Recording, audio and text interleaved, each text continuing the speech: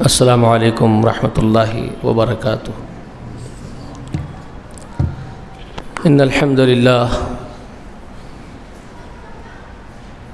نحمده ونصلی علی رسولہ الکریم اما بعد فاعوذ باللہ السمیع العلیم من الشیطان الرجیم۔ هو الذی ارسل رسولہ بالہدی ودین الحق لیظہرہ علی الدین کلہ ولو کرہ المشرکون۔ ہر قسم کی تعریف، حمد و ثنا، بڑائی و بزرگی اللہ جل جلالہ و جل شانہ کے لیے لائق و زیبا ہے۔ درود و سلام ہو تمام انبیاء و تمام مرسلین پر، خصوصاً اللہ کی بے شمار رحمتیں و برکتیں نازل ہو نبی آخر الزماں محمد رسول اللہ صلی اللہ علیہ وآلہ وسلم پر۔ اللہم صلی علی محمد وعلی آل محمد وبارک وسلم۔ گزشتہ اس درس میں یعنی دین محمد صلی اللہ علیہ وآلہ وسلم پر جو درس ہمارا چل رہا ہے، گزشتہ میں نے آپ کو بتایا کہ ہمارے سردار محمد رسول اللہ صلی اللہ علیہ وآلہ وسلم صفا کی پہاڑی پر دعوت عام کے لیے ارادہ کر کے پہنچے۔ میں چاہوں گا تھوڑا سا اس کو پھر سے ریوائز کر دوں، اس لیے بھی کہ گزشتہ یہ جو آپ لوگ نشر و اشاعت کی غرض سے ریکارڈنگ کر کے آپ لوگوں تک بھیج رہے ہیں، تو گزشتہ وہ آپ کی ریکارڈنگ خراب ہو چکی تھی، ہوئی نہیں تھی، تو وہ کچھ آواز کسی کو سمجھ میں نہیں آ رہی ہے۔ ہو سکتا ہے کچھ لوگ آن لائن ہماری باتیں سن رہے ہوں اور وہ اس کے انتظار میں ہوں، اس بات کو جاننا چاہتے ہوں، تو ان کو آسانی سے بات سمجھ میں آ جائے۔ میں نے آپ کو بتایا کہ جب سورہ شعراء کی وَأَنذِرْ عَشِيرَتَكَ الْأَقْرَبِينَ والی آیت مبارکہ کا نزول ہوا، تو جس طرح امام بخاری ابن عباس رضی اللہ تعالی عنہما سے نقل فرماتے ہیں، وہ حدیث ہم تک پہنچتی ہے کہ ابن عباس فرماتے ہیں رضی اللہ تعالی عنہما کہ اس سورہ شعراء کی آیت کے بعد رسول اللہ صفا کی پہاڑی پر چڑھ کر کے کھلی دعوت کا کام انجام دیے۔ اور میں نے آپ کو یہ بھی بتایا تھا کہ اس آیت کے نزول کے بعد آقا علیہ الصلوۃ والسلام نے اپنے خانوادے کو بلا کر کے دعوت دی، بنو قریش کو، بنو ہاشم کو، سب کو بلا کر کے رسول اللہ نے دعوت ارینج کی، اور اس میں پھر آپ صلی اللہ علیہ وسلم نے کھانے کے بعد اس بات کو بیان کیا۔ 2 مرتبہ دعوت کی، پہلی دعوت میں ابو لہب کام بگاڑ دیا تو آپ نے بغیر اپنی بات کہے رفع دفع کر دیا لوگوں کو۔ اس کے بعد دوسرے مرتبہ موقع پا کر کے آپ نے وہ ساری وضاحت اپنی سامنے رکھ دی ان کے۔ تو اس وقت میں نے آپ سے کہا کہ ابو طالب جو علی کے والد ہیں، انہوں نے اٹھ کر کے رسول اللہ صلی اللہ علیہ وآلہ وسلم کو ہمت دلائی کہ آپ اپنا کام کیجئے، میں آپ کے ساتھ کھڑا رہوں گا۔ تو میں نے آپ سے کہا کہ بہت سارے لکھنے والے لکھتے ہیں، ہمارے بزرگوں میں سے لکھتے ہیں کہ اس سے رسول اللہ کو ایک دھارس بن گئی کہ ابو طالب ساتھ دینے کا وعدہ کیے، تو رسول اللہ کو فطری طور پر، انسانی فطرت ہے اور فطری طور پر آپ کو ہمت بن گئی کہ کوئی ہے جو میرے لیے کھڑا ہوگا اور وہ میرا اپنا ہے۔ تو آپ صلی اللہ علیہ وسلم نے پھر ہمت کر کے صفا کی پہاڑی پر جا کر کے کھلی دعوت کا کام انجام دیا۔ مگر میں نے آپ سے کہا کہ میں اس بات سے قطعاً بھی متفق نہیں ہوں، میں اس کو نکارتا ہوں۔ محمد رسول اللہ وہ آدمی نہیں ہے کہ جو مخلوق کے سہارے کھڑے ہوں گے اور صفا کی پہاڑی پر جائیں گے اور یہ سوچیں گے کہ میرا چچا تو میرے ساتھ کھڑا ہوا ہے۔ ایسا ہرگز نہیں ہو سکتا۔ وہ تو رب کے غلام ہیں، رب کا جو حکم آئے گا وہ کام کریں گے۔ میں نے آپ سے گزشتہ بھی کہا اور اب بھی کہہ رہا ہوں کہ اگر ابو طالب نہیں بھی کھڑے ہوتے تو کیا رسول اللہ کام دعوت کا انجام نہیں دیتے؟ رسول اللہ ضرور وہ کام کرتے جس کا حکم اللہ تعالیٰ آپ کو دیا ہے، چاہے کچھ ہو جائے، اس کا انجام چاہے کچھ ہو جائے، اپنے سارے معاملے رسول اللہ صلی اللہ علیہ وسلم اللہ کے سپرد کر دیتے اور کھڑے ہو جاتے، اور یہی ان کی شان ہے رسول اللہ کی۔ یہ اور بات ہے کہ فطری تقاضا ہے، تھوڑی سی ہمت بن جاتی ہے، وہ ٹھیک ہے اپنی جگہ، وہ ٹھیک ہے کہ چچا ہے خاندان کا، وہ کھڑا ہوا اور کہہ رہا ہے کہ میں آپ کے ساتھ ہوں، تو ایک ہمت تو بن ہی جاتی ہے، وہ ایک فطری بات ہے، تھوڑا دھارس پیدا ہو جاتی ہے، وہ ایک فطری بات ہے۔ لیکن سارا توکل محمد رسول اللہ کا اللہ رب کبریا کے اوپر ہے، اور اللہ تعالیٰ جو حکم آپ کو دیتا ہے آپ وہ کام کرتے ہیں، اس کا انجام چاہے کچھ ہو جائے۔ میں آپ کو آگے بتاؤں گا ابو طالب کے پاس قوم آ کر کے پھر کیا مطالبے کرتی ہے، رسول اللہ کو کیا نصیحت کرتی ہے، ابو طالب رسول اللہ سے بات کرتے ہیں، رسول اللہ کا جواب کیا ہے، وہ ساری چیزیں میں آپ کو بتاؤں گا۔ وہاں آپ کو معلوم پڑ جائے گا کہ رسول اللہ کسی پر بھروسہ نہیں کرتے، کسی کے اوپر ٹیک لگائے ہوئے نہیں تھے اپنے کام کے لیے۔ آپ مخلوق میں سے کسی پر اتنا اعتماد نہیں کیے ہوئے تھے کہ وہ میرے دنیا میں کام آئے گا۔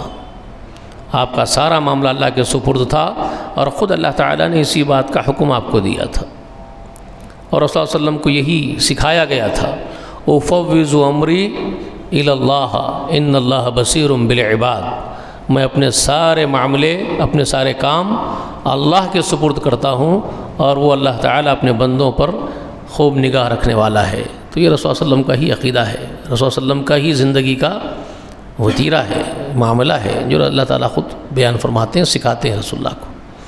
تو خیر، اب آپ کو یہ بات معلوم ہونا ہے کہ جب اس پہاڑ پر کھڑے ہونے کا وقت آیا، آپ صلی اللہ علیہ وسلم گئے، اس پہاڑ پر چڑھے، صفا کی پہاڑی پر، جس کو آج باقی نہیں چھوڑا گیا ہے۔ آج اس شیار کو، اس نشانی کو بھی کاٹ دیا گیا ہے۔ صفا اور مروہ آج باقی نہیں ہے آپ کے پاس دیکھنے کے لیے آپ کو، حالانکہ وہ شعار اللہ ہے۔ عمرہ کرنے والے اور حج کرنے والے آج جب بھی اس صفا کی و مروہ کی سعی کرتے ہیں تو وہی آیات پڑھتے ہیں جس میں اللہ تعالیٰ نے اس کو من شعائر اللہ کہا ہے، یہ اللہ کے شعار ہیں، مگر افسوس شعار ہی مٹا دیے گئے ہیں، صرف آیات باقی رہ گئی قرآن مقدس میں اور شعار غائب ہیں۔ خیر، تو اس پہاڑی پر چڑھنا تھا رسول اللہ کو، تو میں نے آپ سے کہا گزشتہ وہ بات آپ کو سنائی اور سمجھائی تھی کہ اس وقت کا معمول تھا کہ پہاڑ پر چڑھتے ہر کوئی آدمی جس کو خاص انفارمیشن اپنی قوم کو دینا ہوتا تھا، تو ان کا رواج تھا اس قوم میں، رواج یہ تھا کہ قوم کو اگر کوئی بہت خاص نیوز، کچھ خاص بات بتانا ہو، خبر پہنچانی ہو، الرٹ کرنا ہو، چیتاونی دینی ہو، تو وہ پہاڑ پر چڑھتے تھے صبح صبح۔ ان میں کا ایک آدمی پہاڑ پر صبح صبح چڑھ جاتا تھا اور ہائے صبح کی بربادی یا صبح کی آواز لگاتا تھا، تو ساری قوم جمع ہوتی تھی۔ یہ رواج تھا، یہ رائج تھا اس قوم میں۔ اور کیا کرتے تھے، خاص بات یہاں پر یاد رکھ لیجئے، نوٹ کرو کہ وہ چڑھنے والا پہاڑ پر برہانہ ہوتا تھا، پورے کپڑے اتار دیتا تھا اور اپنے ہی تن کے کپڑے کو اتار کر کے دکھاتا تھا لوگوں کو، برہانہ ہو کر کے۔ تو یہ انڈیکیشن تھا اس آدمی کے پہاڑ کی چوٹی پر برہانہ کپڑا ہلاتے ہوئے دیکھتے اور اس کی آواز سنتے یا صبح کی، تو سارے قوم کے لوگ جمع ہوتے تھے، کیونکہ وہ ان کے پاس رواج تھا، انڈیکیشن تھا کہ یہ آدمی بہت خاص نیوز ہم کو پہنچانے والا ہے، بہت خاص الرٹ کرنے والا ہے۔ مختلف مقامات پر مختلف طریقے ہوتے ہیں۔ ہمارے پاس بھی نکارہ بجاتے تھے، یاد ہوں گا آپ حضرات کو، پرانے بوڑھے لوگ جانتے ہیں اس کو، نکارہ پیٹ کے پھرتا تھا ایک آدمی، تو لوگ سب باہر نکل کے سنتے تھے کہ کیا بولنے والا ہے۔ تو وہ خاص حکومت کی طرف کا کوئی پیغام ہوتا، کچھ حکومت جیو پاس کی ہوتی، عوام کے لیے. اب عوام کو سنانا ہوتا تو بادشاہ نکارہ دے کے بھیجتا تھا. نکارہ پیٹتے ہوئے نکلتا وہ حکومت کا آدمی, تو لوگ باہر نکلتے تو بولتا تھا کل سے قانون یہ ہے یہ ہے سناتا تھا. ہر جگہ کا ایک طریقہ ہوتا. تو ان کے پاس ایک طریقہ تھا کہ وہ پہاڑ پر چڑھ کر کے بات سناتے تھے لوگوں کو. تو میں نے آپ سے کہا کہ رسول اللہ نے قوم کے اس طریقے کو اختیار کیا, مروجہ اس رواج کو اس وقت کے رسول اللہ نے اختیار کیا. پہاڑ پر چڑھے, یا صباح کی آواز لگائی, مگر اس کے اندر کی قباست کو نکال دیا, نکارت کو پسند نہیں. اس میں جو منکر ہے, اس میں جو قباست ہے, کراہیت والی چیز ہے, اس کو آپ نے اختیار نہیں کیا. وہ کیا ہے؟ برہانہ ہونا, پورے کپڑے اتارنا. میں نے آپ سے کہا نا, آپ تو بچپن سے ہی فطرت سلیم پر ہے, حیا کے پیکر ہے, تو آپ وہ کام نہیں کیے, لیکن پہاڑ پر چڑھے. اس سے میں نے آپ سے کہا کہ اس کے ذریعے سے لوگوں نے مسئلے کا استنباط کیا, مسئلے کو اخذ کیا. علماء فقہ نے, فقہاء نے, دانشمند علماء اس سے ہی یہ مسئلہ نکالے ہیں کہ یہ دور حاضر میں یہ جو نشر و اشاعت کا ذریعہ ہے, یہ ٹیلی ویژن کے ذریعے, یہ چینلز بنا کر کے, یہ سیٹلائٹ کے ذریعے سے جو آپ حضرات تک باتیں پہنچا رہے ہیں, تو یہ موجودہ دور کی ٹیکنالوجی کے ذریعے سے نشر و اشاعت کا ایک ذریعہ ہے. تو اس ذریعے ابلاغ کو استعمال کرنے میں کوئی حرج نہیں ہے. اسی سے اخذ کیا گیا یہ مسئلہ. رسول اللہ نے بھی اپنے مروجہ اس رواج کو اختیار کیا نشر و اشاعت کے لیے, بات پہنچانے کے لیے. لیکن اس کے اندر جو قباست تھی, بری چیز تھی, برہانے ہونا, اس کو نکال دیا رسول اللہ نے, وہ اب اختیار نہیں کیا. تو ہم بھی اس میڈیا کے ذریعے جو عریانی, فحش, برائی پھیلائی جا رہی ہے, اس کو اس میں سے خارج کر دیں گے, اس کو نکال کر کے صاف ستھرے طریقے سے بات کو پہنچانے کے لیے اس ٹیکنالوجی کو استعمال کریں گے, تو اس میں کوئی حرج نہیں ہے. یہ ایک مسئلہ علماء فقہ نے اس سے اخذ کیا. ٹھیک ہے, یہاں تک. اس کے بعد اب پہاڑ پر آپ چڑھے. گزشتہ کی باتیں ذرا سرسری میں نے آپ کو بتا دی, جو کچھ میں نے آپ کو بتایا تھا گزشتہ بھی. اس میں ایک بہت خاص بات میں نے آپ کو ایک بتائی تھی. پہاڑ پر چڑھ کر کے رسول اللہ نے جب پکارا تو لوگ جمع ہو گئے, جیسے کہ رواج تھا جمع ہونے کا. کچھ خاص بات بتانا چاہتے ہیں, اسی لیے پکار رہے ہیں. ہر آدمی آتا تھا, کوئی نہیں آنا, اگر کوئی نہیں آ سکتا تھا دور دراز ہے تو نمائندہ ضرور بھیجتا تھا, جاؤ سنو کیا بول رہے ہیں. تو ساری قوم, مرد, عورتیں, بوڑھے, جوان, بچے سب جمع ہیں. اور اللہ کے رسول نے اس وقت ان سے ایک سوال پوچھا اوپر سے. اس سوال میں بہت ساری حکمتیں پیوست تھے, گزشتہ میں نے آپ کو بتایا تھا, وہ آج بھی اس کو ریوائز کر دے رہا ہوں تاکہ بات اچھی سے سمجھ لیں. کیا تھا, کیا حکمتیں تھیں, کیا پوچھا تھا رسول اللہ نے اس پہاڑ پر سے لوگوں سے, اپنی قوم سے. رسول اللہ نے کہا میں اوپر ہوں, تم نیچے ہو. یعنی میں وہاں ہوں جہاں سے میں جو کچھ دیکھ رہا ہوں وہ تم وہاں سے نہیں دیکھ سکتے. تم نیچے ہو, میں اوپر ہوں. اوپر سے میں آگے پیچھے دیکھ سکتا ہوں جو تم وہاں کھڑے ہو کے نہیں دیکھ سکتے. ظاہری مطلب تو یہی ہے اس کا کہ میں اوپر یہاں ہوں جہاں سے میں وہ دیکھ رہا ہوں, تم نہیں دیکھ سکتے. تو ایک ظاہری مطلب جو سامنے آ رہا ہے, پکچر, وہ یہی سامنے آ رہا ہے تصور میں کہ تم نیچے ہو تو پہاڑ کے پیچھے میں جو دیکھ رہا ہوں وہ تم نہیں دیکھ سکتے. ایک تو یہ ہے. لیکن میں نے کہا یہ تو ایک ظاہری شکل ہے اس بات کی, ایک ظاہری پہلو ہے, کلام کا ایک ظاہری پہلو ہے رسول اللہ کے. باطنی پہلو بہت عظیم ہے. اس بات کا جو پیچھے جو دوسرا پہلو ہے وہ بہت عظیم ہے.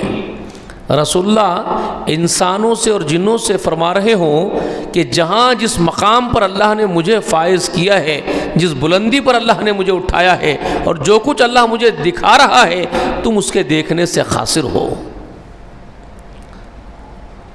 بحیثیت عوام ہونے کے جنات اور انسانوں, تم وہ چیزیں دیکھنے سے بالکل قاصر ہو جو چیزیں اللہ مجھے دکھا رہا ہے اور جو اس وقت میرے مشاہدے میں ہے.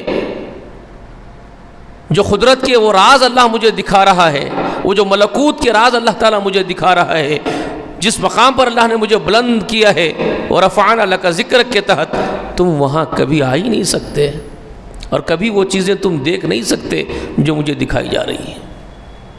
سمجھ رہے ہیں بات؟ یہ ایک راز کی بات تھی، اس میں حکمت کی بات تھی جو انسانوں کے سامنے اور جنوں کے سامنے رسول اللہ صلی اللہ علیہ وسلم رکھ رہے تھے۔ سمجھ رہے بات کو؟ ایک بہت اہم بات تھی رسول اللہ کی، آپ کے مقام تک واللہ کوئی نہیں پہنچ سکتا۔ جس قدر اللہ نے آپ کو بلند کیا ہے محمد رسول اللہ کو، کوئی اس بلندی کو چھو بھی نہیں سکتا۔ مرتبے کے اعتبار سے، مقام کے اعتبار سے، اب ہر حیثیت سے تمام جنات اور انسانوں میں، بلکہ میں نے آپ سے گزشتہ رسول اللہ علیہ وسلم کے فضائل کے بارے میں بتا بھی دیا تھا کہ جبرائیل امین جو ملائکہ کا سردار ہے، وہ بھی انتہا پر جا کر کے رک جاتا ہے سدرہ پر، وہاں سے بھی بلندی صرف محمد رسول اللہ کا مقدر ہے۔ تو کوئی ایسا ہے ہی نہیں پوری مخلوق میں جو محمد رسول اللہ کی بلندی کو چھو لے۔ تو آپ وہ بتا رہے ہیں کہ میں اللہ کے فضل سے، اللہ نے مجھے وہاں اوپر کر دیا ہے، جس مقام تک مجھے پہنچایا ہے، جہاں سے میں جو دیکھ رہا ہوں تم وہ نہیں دیکھ سکتے۔ یہ تھا ایک باطنی پیچھے پس منظر اس کا وہ تھا۔ اس کے بعد قوم سے جب یہ بات پوچھے کہ اگر میں کہوں کہ اس پہاڑ کے پیچھے ایک لشکر ہے، تم پر حملہ آور ہوگا، تو تم میری بات کی تصدیق کرو گے؟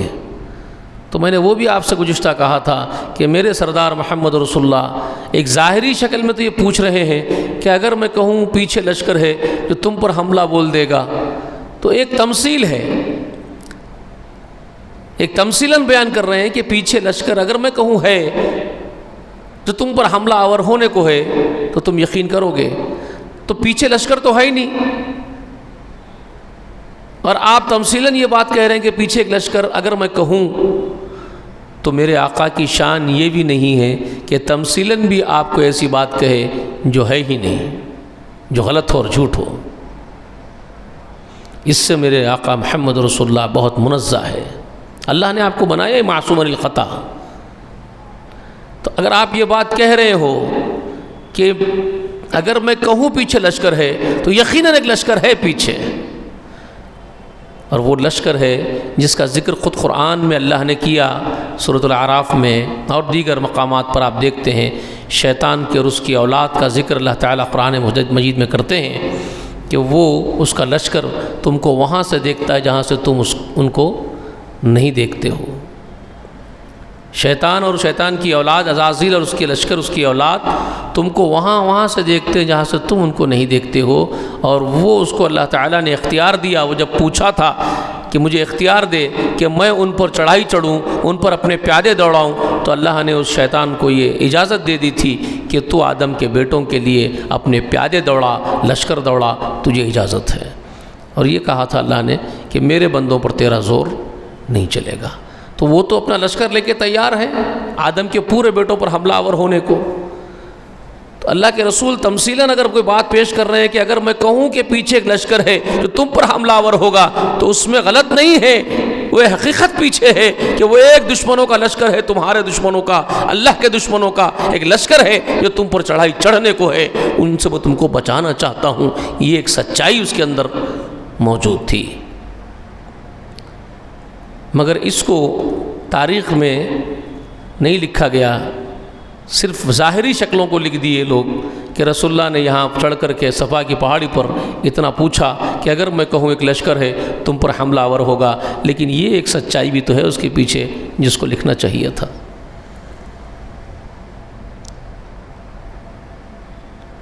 یہ تو خود قرآن کہتا ہے کہ ایک لشکر تمہارا دشمن ہے جو تم کو دکھائی نہیں دیتا ہے۔ تو ظاہر بات ہے رسول اللہ پہاڑ پر سے وہی تو بات پیش کر رہے ہیں کہ تم پر حملہ آور ہونے کو ہے، ایک لشکر تم کو تباہ کرنے کو ہے، تم کو جہنم رسید کروانے کو ہے، اور میرا مقصد تم کو ان سے بچانا ہے۔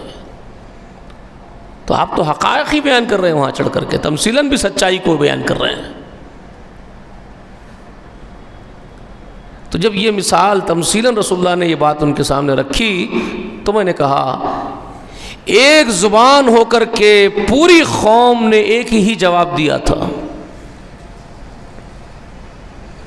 بہت عجیب جواب معلوم ہو رہا ہوگا آپ لوگوں کو. پوری قوم اگر ایک زبان میں ایک ہی وقت ان کی زبان سے ایک ہی جملہ نکلے، عجیب بات نہیں. بوڑھے ہیں، جوان ہیں، عورتیں ہیں، مرد ہیں، بچے ہیں، سب کی زبان سے بیک وقت ایک ہی جملہ نکل جائے. جب آپ پوچھ رہے ہو کہ تم میری بات پر یقین کرو گے، تصدیق کرو گے، سیدھے کہہ رہے جی ہاں.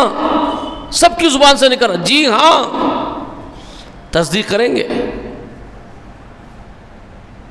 آپ سے جھوٹ کا تجربہ ہی نہیں ہوا ہم لوگوں کو. اللہ اکبر.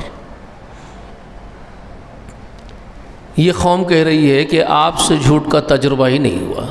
بہت بڑی بات تھی.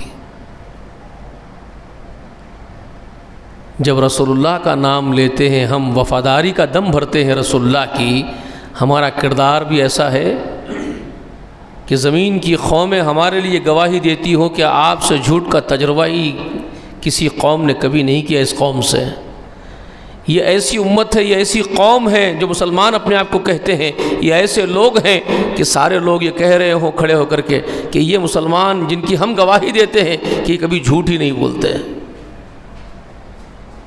جی ایسا ہوتا ہے. نام تو لیتے ہیں محمد رسول اللہ کا نا، ان کی محبت کا دم بھرتے ہیں. اور یا محمد رسول اللہ کا کردار دیکھیے، پوری قوم ایک زبان میں اس بات کی تصدیق کر رہی ہے کہ آپ سے کبھی جھوٹ کا تجربہ ہی قوم نے نہیں کیا. کیا اس امت کے بارے میں بھی دوسری امتیں ایسی گواہی دیتی ہے کہ اس امت کے بارے میں ہم لوگوں کی گواہی ہے کہ یہ امت کے لوگ جھوٹ نہیں بولتے ہیں؟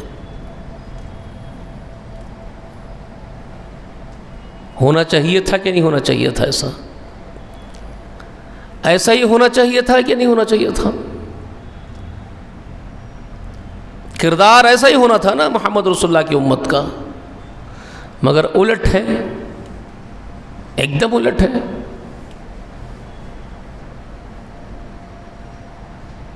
الٹ کی گواہی دے رہے ہیں لوگ. یہ تو جھوٹے ہیں، یہ تو دھوکے باز ہیں.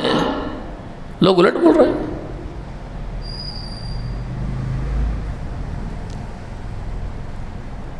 لوگ الزام دھر دیتے ہیں نہیں وہ مسلمانوں کے خلاف سازشیں ہو رہی ہے، مسلمانوں کی آزمائش ہو رہی ہے. ارے آزمائش ان کی ہوتی ہے جن سے اللہ محبت کرتا ہے، ان کو آزماتا ہے. باکردار لوگ، اللہ والے لوگ، با ایمان لوگ، ان کی اللہ تعالیٰ آزمائشیں کرتا ہے. آپ سمجھتے ہیں کہ یہ لوگ آپ کے خلاف اکٹھے ہو گئے ہیں، یہ آپ کی آزمائش ہے؟ نہیں جی، یہ آپ پر مسلط کیے گئے ہیں، یہ آپ پر عذاب کی شکل ہے، اللہ کے غصے اور غضب کی شکل ہے. اس کو آپ آزمائش کا، اور بڑے تم تراق سے اسٹیجوں پہ ڈائسوں پہ بیٹھ کر کے بڑے بڑے ہمارے داڑیاں والے ہمارے مولوی حضرات جھوٹے دلاسے دیتے ہیں ہماری قوم کو. یہ آزمائش ہو رہی ہے مسلمانوں کی. زانیوں کی آزمائش ہو رہی ہے، بدکاروں کی آزمائش ہو رہی ہے، جھوٹے اور دھوکے بازوں کی آزمائش ہوتی ہے، بیواؤں کا مال کھا جانے والوں کی، یتیموں کا مال کھا جانے والوں کی آزمائش ہو رہی ہے. آپ نے تو ابراہیم علیہ السلام کے بار کھڑے کر دیا، لا کر کے بازو کھڑا کر دیا. زانیوں کو، جھوٹوں کو، بدکاروں کو، فریبیوں کو، مکاروں کو آپ نے تو ابراہیم خلیل اللہ کے بغل میں کھڑے کر دیا، اسماعیل علیہ السلام کے ساتھ کھڑا کر دیا، تمام انبیاء کی صف میں لا کے کھڑا کر دیا، محمد رسول اللہ کے ساتھ لا کے کھڑا کر دیا. کیا آزمائشیں ہو رہی ہیں ان کی؟ ارے وہ آپ کا کمال ہے، آپ کا. ان کی آزمائشیں ہو رہی ہے تو پھر عذاب کس پہ ہوگا؟ جی توبہ استغفار کرانے کے بجائے اس امت کو، ان کو یہ کہہ کر کے مگن کر دیا کہ تمہاری آزمائشیں ہو رہی ہے، تم تو بڑے پائے کے چھوٹی پر ہو ایمان کے، تمہاری آزمائشیں ہو رہی ہے اور ناچو. کرنا یہ چاہیے تھا کہ ان کو خوف دلاتے، پشیمانی دلاتے اپنے اعمال کی، استغفار کرواتے ان سے کہ اللہ کے حضور میں خوب استغفار کرو، تم سے خطائیں ہو رہی ہیں، یہ احساس دلانے کے بجائے ان کو یہ کہہ رہے کہ تمہاری آزمائشیں ہو رہی ہیں۔ واہ واہ، کمال ہے آپ کا۔ مطلب یہ ہے کہ نہ یہ سدھرنا چاہتے ہیں نہ اپنی قوم کو سدھارنا چاہتے ہیں۔ اس کا مطلب صاف سمجھ میں آتا ہے کہ جیسے یہ ہے ویسے ہی رہنا چاہتے ہیں، یہ بھی حرام خوری سے اپنا پیٹ بھرنا چاہتے ہیں اور قوم کو بھی ویسے ہی حرام خور بنانا چاہتے ہیں تاکہ ان کی بھی دکان چلتی رہے۔ یہ ہو گئی ہے ملت یہ بھائی۔ اب ایک آدمی بولتا ہے تو چبھتا ہے نا۔ لوگ چاہتے یہ ہیں کہ اس حمام میں تو بھی آ جا اور کپڑے اتار دے، تو بھی ہماری طرح ننگا ہو جا، تو اکیلا کپڑے کیوں پہن کر رہے گا بھائی؟ شرمندگی ہم کو ہو رہی تیرے کپڑے پہننے سے، ہم ننگے، سب ننگے، تو بھی ننگا ہو جا، تو کیوں کپڑے پہنتا ہے؟ تو یہ حال ہو گیا ہے لوگوں کا۔ ایک بولنے والا برداشت نہیں ہوتا، مت بولو ہم کو، جیسے ہے ویسے رہتے ہم۔ کردار دیکھیے رسول اللہ کا کیا تھا اور اس امت کا کیا ہے۔ کیسے دعوے کر لیتے ہیں محمد رسول اللہ کی محبت کے۔ انسانیت ایک زبان میں گواہی دے رہی ہے کہ آپ سے جھوٹ کا تجربہ ہی نہیں ہوا ہے۔ بہت بڑی بات تھی یہ۔ اللہ ہم سب کو سمجھ دے، سمجھنے کی توفیق عطا فرمائے۔ اللہ ہمارے اندر غیرت اور حمیت پیدا فرمائے۔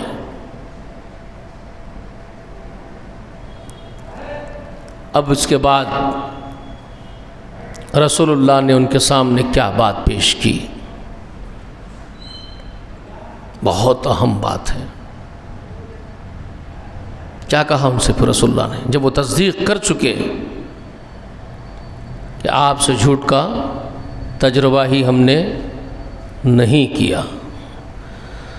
اللہ اکبر۔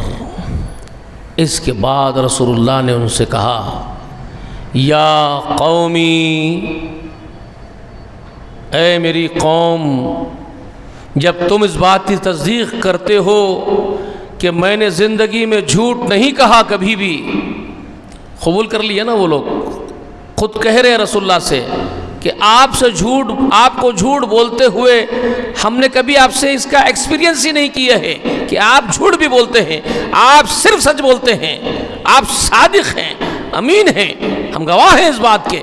جب رسول اللہ نے یہ دیکھا کہ اپنی قوم کے لوگ، ان کی اپنی قوم کے لوگ اس بات کی ڈنکے کی چوٹ گواہی دے رہے ہیں کہ آپ جھوٹ نہیں بولتے ہیں، سچ ہی بولتے ہیں، اور یقیناً آپ سچے اور صادق ہی تھے، صادق ہی گزرے ہیں دنیا سے، صادق ہی ہیں، قیامت کے بعد بھی صادق ہی رہنے والے ہیں، آپ ہیں ہی صادق، سچے اور امین، اس میں کوئی دو رائے نہیں۔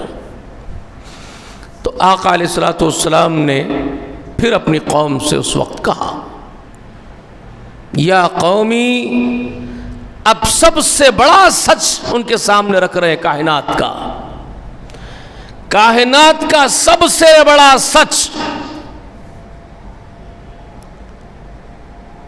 اب وہ رکھنے جا رہے ہیں محمد رسول اللہ اپنی قوم کے سامنے، جس قوم سے رسول اللہ کو بے پناہ محبت ہے، ان کی بے پناہ پرواہ ہے رسول اللہ کو اپنی قوم کی، وہ رسول اللہ اپنی قوم کے بے انتہا خیر خواہ ہے، اس قوم کے حالات سے گھٹن محسوس ہو رہی ہے رسول اللہ کو، کڑ رہے ہیں، قوم کے اندر کے جو خرابیاں ہیں، جو برائیاں ہیں، ان کو دیکھ کر کے دن رات کڑ رہے ہیں۔ کب سے میں نے آپ سے کہا نا، نبوت کے ظہور سے 3 سال پہلے سے جا کے غار حرا میں کیوں بڑھ جا رہے تھے آپ؟ انہی کے حق میں دعائیں کرتے ہوئے، یہی پریشان، اپنی قوم کی پریشانی آپ کو کھا رہی تھی۔ کیا کردار بناتے جا رہے ہیں آپ اپنی قوم کے لوگ، میری اپنی قوم کے لوگ کیسے ہوتے جا رہے ہیں؟ یہ معاشرے کے اندر کا بگاڑ ایک خیر خواہ کو بہت ستاتا ہے۔ یاد رکھو میں کیا بول رہا ہوں آپ کو، ایک معاشرے کا خیر خواہ ہوتا ہے نا، اس کو اپنی معاشرے کا، اپنی قوم کا بگاڑ بہت تکلیف پہنچاتا ہے، بہت تڑپاتا ہے۔ کیونکہ وہ اس فطرت سلیم پر ہوتا ہے جس پر اللہ نے مخلوق کو آدم کو پیدا کیا. وہ فطرت آدم کی فطرت جس پر اللہ تعالیٰ نے انسان کو بنایا اور پیدا کیا، وہ اپنے دوسرے انسانی بھائیوں کے لیے تڑپتی ہے، بے چین ہوتی ہے، جوش مارتی ہے. یہ فطرت کا تقاضا ہے. اس کے ایگزامپلس آپ کے سامنے ہونے چاہیے. کئی مرتبہ ایسا ہوتا ہے. یہ انسان کی فطرت کیسی ہے جانتے ہیں؟ یہ جانور کے لیے بھی تڑپ اٹھتی ہے. یہ فطرت ہے. اسی کو اللہ تعالیٰ کہتے ہیں فطرت اللہ. یہ اللہ کی بنائی ہوئی فطرت ہے. سمجھ رہے ہیں؟ اسی کو صبغت اللہ، یہ اللہ کا رنگ ہے. اللہ جیسے تڑپتا ہے اپنے بندوں کے لیے، اپنی مخلوق کے لیے، اس کی رحمت جس طرح جوش مارتی ہے کہ میرے بندے گناہوں سے توبہ کر لے، جہنم سے بچ جائے، جنت میں آ جائے. یہ اللہ کی فطرت، اللہ کی صفتیں جوش مارتی ہے. اللہ نے اپنا رنگ دیا ہے بندوں میں، آدم کے بیٹوں میں. اسی کو سورہ بقرہ میں صبغت اللہ کہا. ومن احسن من اللہ صبغا. اللہ کے رنگ سے اچھا رنگ کس کا رنگ ہے؟ یہ کیا رنگ کا ذکر ہے؟ یہ اسی رنگ کا ذکر ہے جو اللہ میں پایا جاتا ہے. اللہ کا رنگ ہے کہ اللہ جس طرح تڑپتا ہے، اللہ کے بندے بھی دوسروں کے لیے تڑپتے ہیں. ان کی رحمتیں بھی جوش مارتی ہے، ان کی ہمدردی بھی جوش مارتی ہے. اور یہ انسانی رنگ جس میں اللہ نے رنگا ہے اپنے رنگ میں انسانوں کو، اس کا سب سے گہرا اثر محمد رسول اللہ میں پایا جاتا ہے. ان کے بعد سب پھیکے پھیکے پڑتے جاتے ہیں. سب سے گہرا رنگ جو اللہ کا رنگ ہے وہ صرف محمد کا رنگ ہے صلی اللہ علیہ وسلم کا. سمجھ رہے ہیں میری باتوں کو؟ یہ بہت گہری باتیں بول رہا ہوں. شاید کہ کچھ لوگوں کے پڑھنے نہیں پڑیں گی یہ باتیں، لیکن اہل دل اس کو سمجھیں گے میں کیا بول رہا ہوں. اللہ جو چاہتا تھا اپنے بندوں میں، جو صفتیں رکھنا چاہتا تھا، جو رنگ دینا چاہتا تھا، اس کا کمال محمد رسول اللہ میں ہے، انبیاء میں ہے. اور انبیاء میں بھی مخصوص محمد رسول اللہ ہے. بعد انبیاء کے ہم جیسے ناپیکار کسی کونے میں آتے ہیں، جس میں جتنا زیادہ ہے وہ اتنا اللہ کا قریب. سمجھ رہے میری باتوں کو؟ تو وہ تو محمد رسول اللہ میں کٹ کٹ کے بھرا ہوا ہے. ہم لوگ بھی تڑپتے ہیں نا صاحب. ہمارے سامنے کوئی کتا ایکسیڈنٹ ہو جائے، تڑپ رہا ہو، دوڑ کے جائیں گے، اس کے مرہم پٹی کریں گے، اس کو پانی پلائیں گے. یہ کیا ہے یہ تڑپ؟ حالانکہ ایک ادنا ایسا جانور ہے جس سے آپ کراہیت بھی کرتے ہیں، وہ کتا ہے، اس کے باوجود آپ جا کر کے پانی پلا رہے ہیں، مرہم پٹی کر رہے ہیں. تو یہ کیا تڑپ ہے آپ کے اندر؟ یہ رب کی رکھی ہوئی وہی تڑپ ہے جس کے لیے آپ تڑپ اٹھتے ہیں. اور انسانوں کے لیے تو ظاہر بات ہے بہت زیادہ تڑپ ہوتی ہے آپ کے اندر. آپ کسی انسان کا ایکسیڈنٹ ہو جائے تو آپ کا کیا حال ہوگا؟ آپ دوڑیں گے. اگر اچھا آدمی ہے دوڑتا ہے، پانی پلاتا ہے، اٹھاتا ہے، بٹھاتا ہے، دواخانے تک پہنچاتا ہے، پوری مدد کرتا ہے اس کی. کیوں کر رہا ہے بھائی؟ نہ تیرے نسل کا ہے، نہ تیرا رشتے کا ہے، نہ تیرا جان پہچان کا ہے، کیوں دوڑ رہا ہے اس کے لیے؟ تو یہ انسانی فطرت ہے جو تقاضا کرتی ہے، دوڑاتی ہے آپ کو، تڑپ ہے. اب یہ اور بات ہے کہ سخت دل لوگ نہیں جاتے ہیں.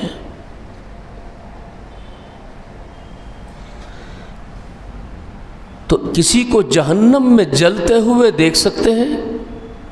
ابدی جہنم میں، ہمیشہ کی جہنم میں؟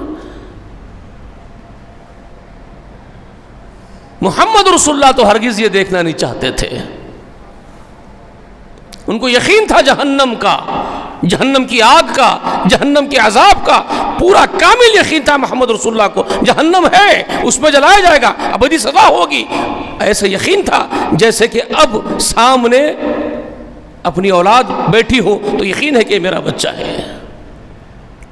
یقین تھا. تو آپ چاہتے تھے کہ میرے قوم کے لوگ، میرے لوگ، میرا چچا، میری پھوپھیاں، پھر میرے ساتھ اٹھنے بیٹھنے والے، اور وہ لوگ بھی جن کو میں نہیں دیکھ رہا ہوں مگر ہے آدم کے بیٹے، تو آپ کا دل تڑپتا تھا کہ آدم کا کوئی بیٹا بھی جہنم میں نہ جلنے پائے. بے چین ہوتے تھے، تڑپتے تھے. جب تصدیق کروا لی اپنی قوم سے کہ میں جو کچھ بولوں گا تمہارے سامنے وہ جھوٹ تو نہیں ہوگا نا؟ اگر بولو لشکر ہے تو تم مانو گے نا؟ تو قوم کے لوگوں نے جب کہا کہ ہاں آپ کی بات مانی جائے گی، مانیں گے ہم، کیونکہ جھوٹ بولتے ہوئے کبھی ہم نے آپ کو دیکھا نہیں ہے، تو آپ نے اس وقت کائنات کا سب سے بڑا سچ ان کے سامنے رکھا۔ میری قوم کے لوگوں، اس سے بڑی سچائی کوئی نہیں، اس سے بڑی سچائی کوئی نہیں کہ اس کائنات کا معبود صرف ایک ہے۔ کائنات کا معبود صرف ایک ہے، اکیلا ہے، یکتا ہے۔ اس سے بڑی سچائی لوگوں، کوئی سچائی اس سے بڑی سچائی نہیں۔ کسی کو حق نہیں ہے کہ اس کی عبادت کی جائے۔ کہا اپنی قوم سے پکار کے، یا قومی قولوا لا الہ الا اللہ۔ پھر میرے قوم کے لوگوں، جب تم مجھے سچا جانتے ہو تو میری بات کی تصدیق کرتے ہو تو اس کی تصدیق کرو، اس سے بڑی سچائی نہیں ہے جو میں پیش کر رہا ہوں۔ کہو زبانوں سے، اللہ کے سوا کوئی عبادت کے لائق نہیں ہے۔ تفلحو، تم فلاح پا جاؤ گے، تم کامیاب ہو جاؤ گے۔ اور یہی میں دیکھنا چاہتا ہوں، رسول اللہ کا مقصد یہی تھا، اس کے پیچھے منشأ محمد یہی تو ہے، منشأ محمد رسول اللہ تو یہی ہے۔ اپنی قوم کے لیے کیا چاہتے ہیں آپ؟ یہی میں دیکھنا چاہتا ہوں تم کو کامیاب ہوتے ہوئے، اور سب سے بڑی کامیابی پر دیکھنا چاہتا ہوں جو آخرت کی کامیابی ہوگی، جو ابدی زندگی کی کامیابی ہوگی، جو جہنم سے خلاصی کی، جہنم سے آزادی کی کامیابی ہوگی، جو جنت کے داخلے کی کامیابی ہوگی، اس سے بڑی کوئی اور کامیابی نہیں ہے۔ سمجھ میں آ رہی بات ہے آپ کو؟ یغفر لکم ذنوبکم ویدخلکم جنات تجری من تحتیہا الانہار خالدین فیہا ذالک الفوز العظیم۔ اسی کو کہا۔ اگر آپ سورہ صف پڑھتے ہیں، سورہ صف تو مدنی ہے، آپ کو یہی آیت اس میں ملے گی۔ کامیابی کس کو کہتے ہیں؟ فوز العظیم کیا ہے؟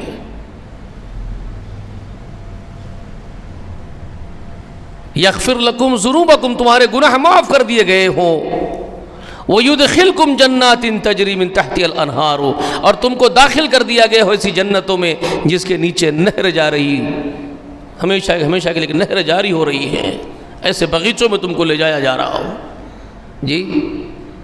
وَمَسَاكِنَ فِي طَيِّبَةٍ، اور جس میں تمہارے لیے عمدہ طیب پاکیزہ مکان اور حویلی اور محل تعمیر کیے جائیں، اس سے بڑی کامیابی ہے جی۔ ذالک الفوز العظیم، یہ کامیابی سب سے بڑی کامیابی ہے، اور یہی کامیابی محمد رسول اللہ اپنی امت کے لیے چھوڑ کر کے جاتے ہیں۔ تفلحو، تم کامیاب ہو جاؤ گے میری قوم کے لوگوں، ہمیشہ کے لیے کامیاب ہو جاؤ گے۔ اور وہ تملکو عرب والعجم، ساتھ میں ایک اور بشارت دیتے ہیں جس کی بشارت سورہ صف میں اللہ دیتا ہے، وَأُخْرَى تُحِبُّونَهَا، ایک دوسری کامیابی کے علاوہ بھی بشارت تمہارے لیے، بڑی کامیابی جنت ہے، اس کے علاوہ ایک اور بشارت بھی ہے تمہارے لیے۔ کیا ہے وہ؟ وَأُخْرَى تُحِبُّونَهَا، جس کو دنیا میں تم محبوب رکھتے ہو، وہ کیا ہے؟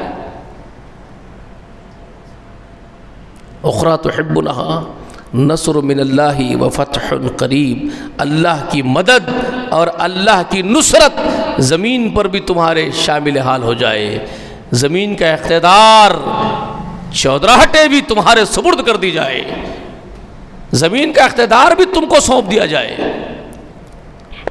تم نہیں چاہو گے؟ تم تو محبوب رکھتے ہو کہ زمین میں بھی سربلندی تمہاری، آخرت کی کامیابی بھی تمہاری۔ اس سے زیادہ بہتر بات کیا ہو سکتی ہے؟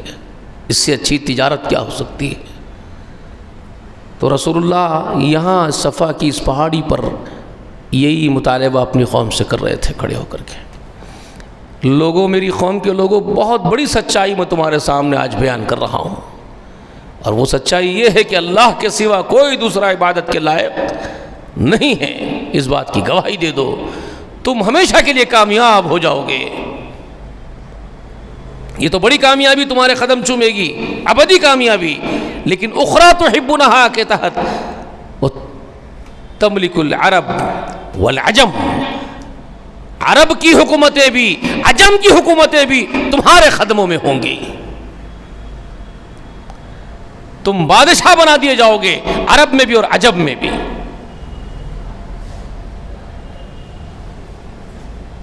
یہ بشارت ہے،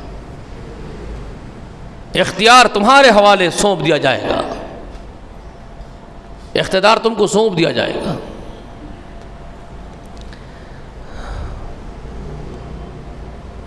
ان وعد اللہ الحق، اللہ کے وعدے یقیناً حق ہوتے ہیں۔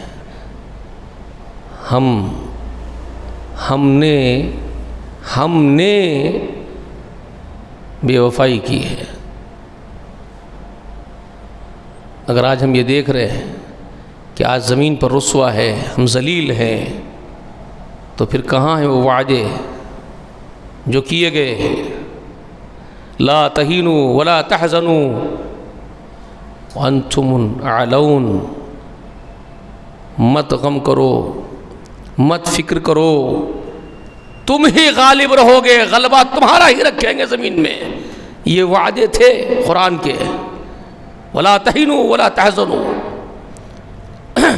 تم غمزدہ مت ہو جاؤ، تم فکر مند مت رہو، ملال میں مت پڑے رہو، تم ہی غالب رہو گے، تم کو ہی بلند رکھیں گے۔ یہ تو اللہ نے وعدہ کیا تھا، لیکن کیا کہا تھا اس کے ساتھ؟ تم کو ہی غالب رکھیں گے، تم ملال میں مت پڑو، تم غمزدہ مت ہو، تم کو ہی غالب رکھیں گے، لیکن شرط کیا لگائی تھی؟ ان کنتم مؤمنین، اگر تم مومن رہو گے، اگر تم مومن رہو گے تو غلبہ تمہارا ہی رکھیں گے، غالب تم کو ہی رکھیں گے، بلند تم کو ہی رکھیں گے، اگر تم مومن رہو گے۔ جب تک مومن رہے غالب رکھے گئے، جب ایمان کا دامن چھوڑ دیے ذلیل کر دیے گئے۔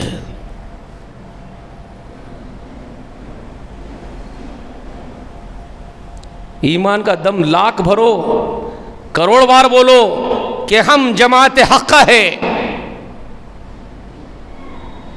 ہم منہج سلف پر ہے، پھر تم کیوں جوتے کھا رہے ہو؟ کیوں تم پر یہ عذاب مسلط ہے؟ بے شمار عذاب مسلط ہے، آپس کی لڑائی کا بھی تو عذاب تم پر ہے، تم میں پھوٹ ڈال دی گئی ہے، روزانہ لڑ رہے ہو کتے بلیوں کی طرح سے، تمہارا منہج تم کو لڑاتا ہے۔ بھائی برا نہیں ماننا، منہج لڑاتا ہے، صحابہ لڑتے تھے،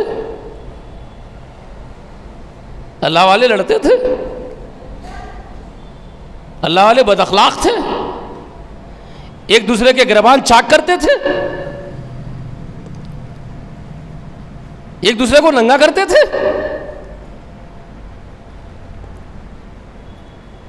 یہ تم پر عذاب نہیں تو کیا ہے پھر یہ؟ اور تم برخوردار کالریں اونچی کر کے کہہ رہے ہو کہ ہم سچے لوگ ہیں، ہم سلفی منہج پر ہیں، کوئی کہہ رہا ہے ہم اہل سنت ہیں، ہم یہ حق پر ہیں، کوئی کچھ دعوے آپ کے، اور آپ کا شیرازہ چھندی بتی تار تار ہو چکا ہے۔ اس امت کی جو ایک جہتی تھی وہ تو تار تار ہو گئی ہے، پھٹ کر کے چھندیاں ہو گئی ہے، بے شمار فرقے تمہارے، اور تمہارے دعوے یہ ہے کہ ہم حق پر، ہم حق پر، ہم حق پر۔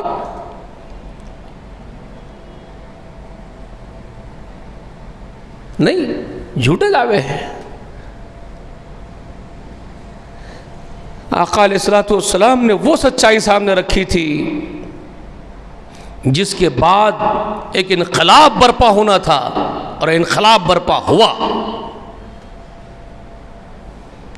جن لوگوں نے رسول اللہ کی زبان سے نکلتے ہوئے ان جملوں کو سمجھ لیا کہ کیا بات محمد پیش کر رہے ہیں صلی اللہ علیہ وسلم، یہ سچا ہے، صادق ہے، اس سے بڑا امین ہماری قوم میں نہیں، اس سے زیادہ سچا ہماری قوم میں نہیں، اگر یہ کچھ بول رہا ہے وہ سنجیدگی سے سنے کچھ لوگ سامنے، کیا بول رہے ہیں، یہ کون سا کلمہ پیش کر رہے ہیں، اس کی گہرائی تک چلے گئے۔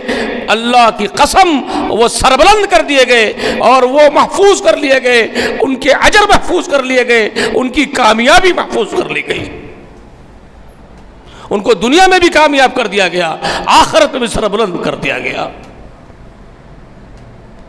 اور جو اس وقت محمد رسول اللہ کو نکار دیے وہ ہمیشہ کے لیے، ابد کے لیے تہس نہس کر دیے گئے، برباد کر دیے گئے۔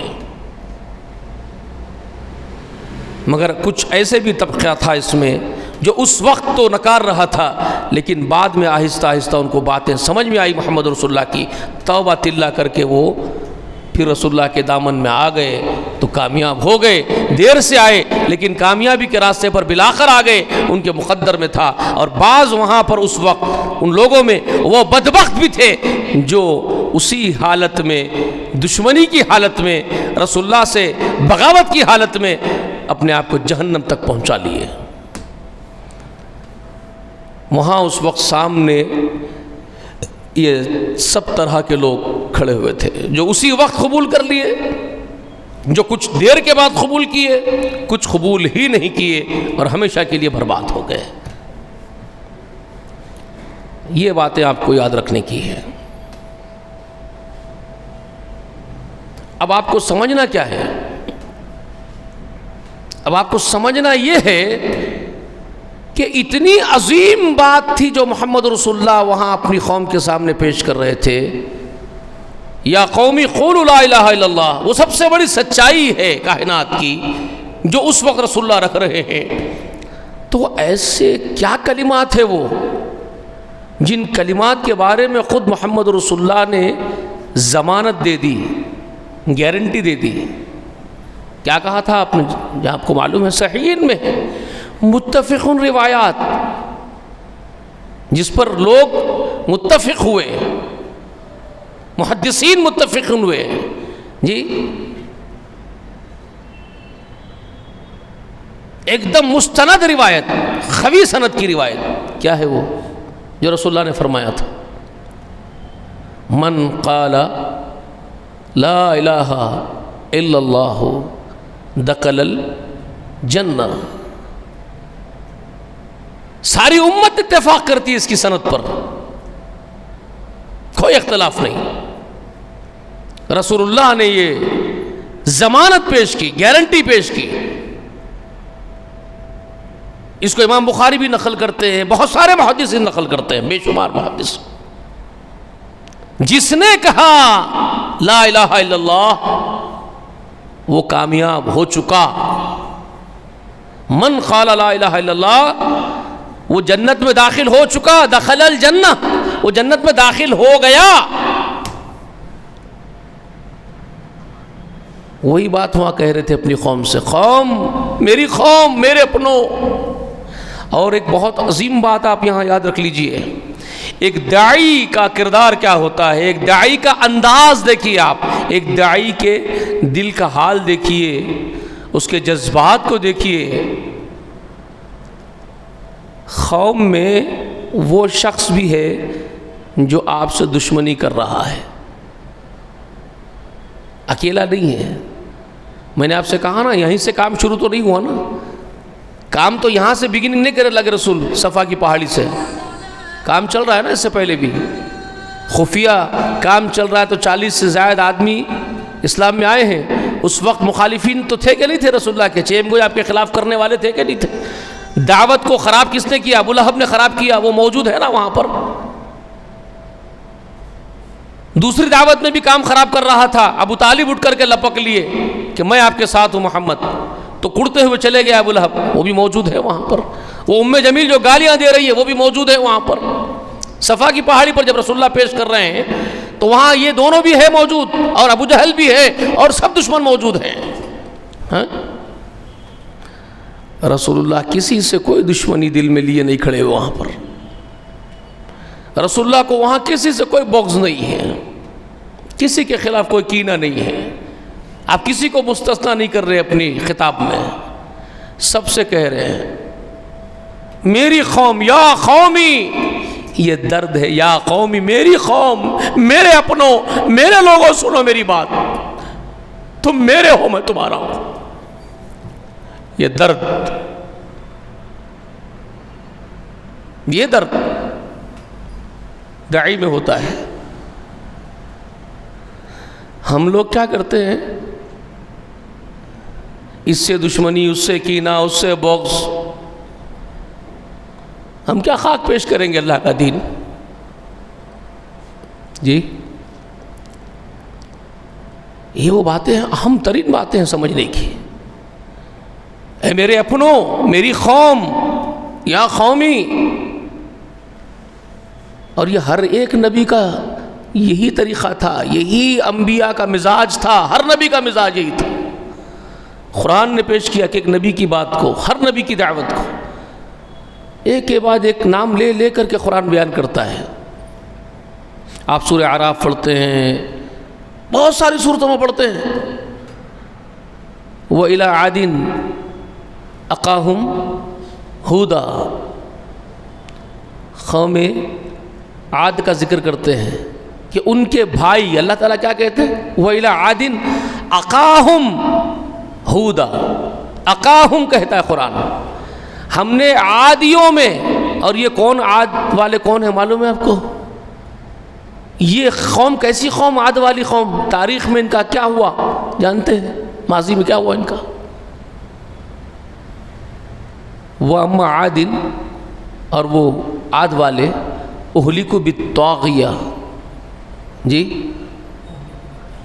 اہلکوا برریح صرصر عاتیہ, عاد والوں کے بارے میں کہا اہلکوا برریح صرصر عاتیہ سخرها علیہم 7 لیال و8 ایام کہا حصوما فتر القوم فیہا سرعا. ان کے بارے میں خبر دیا قرآن, آپ کو انفارم کیا قرآن, آپ کو انفارم کر رہے ہیں اللہ تعالیٰ کہ یہ عاد والے کون ہیں جانتے ہیں؟ وہ عاد, عاد وہ ہے اہلکوا بریح صرصر عاتیہ, جو تیز طوفانی ہواؤں سے ہلاک کر دی گئی. طوفان سے ہلاک کیا گیا ان کو, ہوا سے جو ان پر مسلط کر دی گئی تھی. وہ ہوا کتنے دن تک؟ 7 لیال و8 ایام, 7 راتیں 8 دن, حصوماً مسلسل, تسلسل کے ساتھ, کنٹینیو 7 رات 8 دن طوفانی ہوائیں اٹھا پٹک کر رہی تھی ان کو اڑا کے. یہ پہاڑ سے وہ پہاڑ کو ٹکرا رہے تھے, وہ پتھر پہ پھینک رہی تھی ہوا ان کو. چتھڑے اڑ گئے تھے ان کے. کسی کی آنکھیں کہیں پڑی ہوئی ہے, کسی کا بھیجا کہیں پڑا ہوا ہے, کسی کا کلیجہ کہیں پڑا ہوا ہے, کسی کے ہاتھ پر ٹوٹ کے کہیں پڑے ہوئے. بھوس اور کچرا کر کے پھینک دیے تھے اللہ تعالیٰ اس کی لاشوں کو. اتنا بدترین عذاب اللہ نے ان پر مسلط کیا تھا. اب ان کا نام لے کے اللہ تعالیٰ کیا کہتے ہیں, وَإِلَىٰ عَادٍ, اور ہم نے وہ عاد والوں میں أَخَاهُمْ هُودًا, انہی کے بھائی ہود کو بھی. اللہ اکبر. یہ جو اس طرح مارے گئے, اتنی ناپسندیدہ قوم ہے یہ عاد, اور یہ عاد والوں کا بھائی کہہ رہے اللہ نبی اللہ کو. ان کے بیچ جو نبی آیا تھا, اس نبی کو اللہ تعالیٰ اسی قوم کا بھائی کہہ رہے ہیں.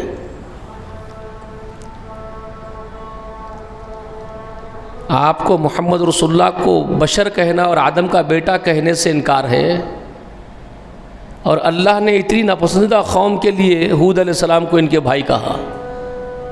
وَإِلَىٰ عَادٍ أَخَاهُمْ هُودًا, اور یہ حقیقت ہے کیونکہ وہ بھی آدم کی اولاد اور یہ بھی آدم کا بیٹا. اسی قوم میں یہ نبی پیدا ہوئے, کوئی ان کا چچا ہے, کوئی ان کا ماموں ہے, کوئی ان کا پھوپا ہے, کوئی ان کا خالو ہے, اسی قوم کے فرد ہے. تو اسی قوم کی نسبت سے اللہ تعالیٰ ان کو اس قوم کے بھائی قرار دیتے ہیں کہ وہ قوم کے بھائی. بات سمجھ میں آ رہی ہے؟ تو ہر ایک نبی کا ذکر کیے. وَإِلَىٰ ثَمُودَ أَخَاهُمْ صَالِحًا وَإِلَىٰ مَدْيَنَ أَخَاهُمْ شُعَيْبًا, ہر ایک کو اسی طرح سے پیش کیے. یہ سب مٹنے والی قوم میں عذاب آیا ان لوگوں پر، اور ان کے نبیوں کو اللہ تعالیٰ ان کے بھائی قرار دے رہے ہیں. ان پر اللہ کے عذابات آئے اس قوموں پر، اور اللہ تعالیٰ اسی قوموں کے بھائی کہہ رہے ہیں اس وقت کے ان کے نبیوں کو. سمجھ میں آ رہی ہیں میری باتیں؟ آپ کو قرآن سمجھتے ہیں، قرآن پڑھتے ہیں، سمجھتے بھی ہیں اس کو. اور کیا کہتے تھے وہ لوگ، اس کا بھی ذکر ہو رہا ہے. ہر ایک نے کہا، جب عاد والوں میں ہود علیہ السلام کو بھیجا تو ہود نے کیا کہا؟ یا قومی، یہی جملہ، یہی انداز، یہی پیار بھرا انداز، یا قومی اعبدوا اللہ ما لکم من الہ غیرہ. اے میرے قوم کے لوگوں، اے میرے اپنوں، میری قوم، میرے بھائیوں بندوؤں، اللہ ہی کی عبادت کرو، اس کے سوا کوئی عبادت کے لائق دوسرا نہیں ہے. ہر نبی نے کہا. وہی بات محمد رسول اللہ اپنی قوم کو کہہ رہے ہیں، یا قومی قولوا لا الہ الا اللہ. اے میری قوم کہو اللہ کے سوا کوئی دوسرا معبود نہیں ہے. سچائی یہی ہے کائنات کی، جو سب سے بڑی سچائی ہے. اس کے بعد دعوت دے رہے ہیں، وہ بشارت دے رہے ہیں. کتنی بڑی بشارت دے رہے ہیں، تفلحوا، ابدی کامیابی ہوگی، تمہارے قدم چومے گی، آخرت کی کامیابی تمہارے قدم چومے گی، اور وہ دنیا میں بھی تم کو اس کا ثمرہ ملے گا. اور دنیا میں اس کا ثمرہ یہ ہوگا، تملک العرب والعجم. اقتدار تمہارا عرب تک ہی محدود نہیں رکھا جائے گا، بلکہ عرب بھی تمہارے قدموں میں اور عجم بھی تمہارے قدموں میں ڈال دیا جائے گا. سمجھے؟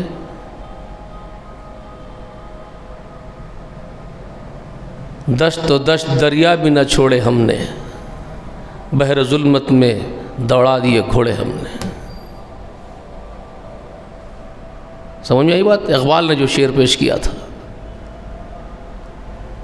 جب صحابہ نکل گئے اللہ کے دین کا جھنڈا اور علم لے کر کے، تو زمین کے بے شمار حصوں پر اللہ نے ان کو اقتدار سے نواز دیا.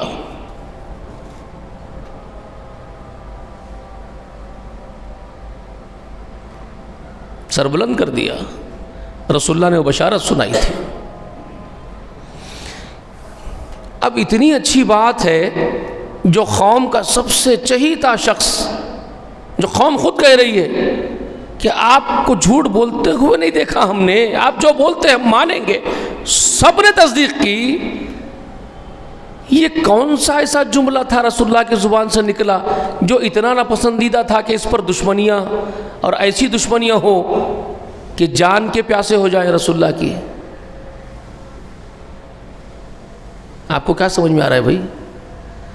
ایسا کیا مانگ لیا رسول اللہ نے یہ جملہ بول کر کے؟ یا قومی قولوا لا الہ الا اللہ تفلحوا. قوم کے لوگوں، میرے لوگوں، لا الہ الا اللہ کہہ دو، تم کامیاب ہو جاؤ گے. عرب بھی تمہارے قدموں میں، عجم بھی تمہارے قدموں میں. یہ ایسی کیا بات ہے بھائی؟ آپ کو لاجیکلی سمجھ میں آ رہی ہے؟ کوئی ایسی بات ہے اس میں جو یہ بولنے سے دشمن بن جائے لوگ؟ دوسرے تو دوسرے، باپ کا قائم مقام، باپ جیسی محبت کرنے والا پتھریں اٹھا لے. ایسی کیا بات ہے؟ کچھ سمجھ میں آیا؟ نوجوان بچے، آپ بھی عقل مند ہے، آپ بھی عقل مند ہے.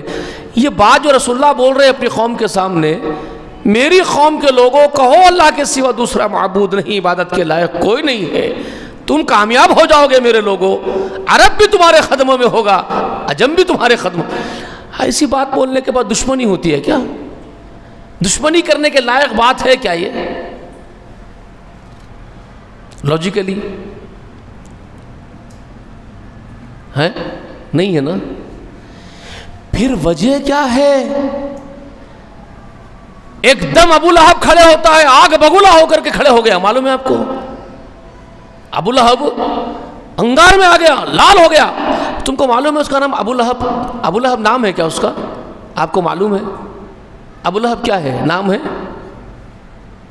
اس کا، نام ہے اس کی عرفیت ہے. وہ ابو لہب اس کی عرفیت ہے، اس سے معروف تھا، وہ اس لقب سے، اس کا لقب تھا. وہ اس کا نام کیا تھا معلوم ہے آپ کو؟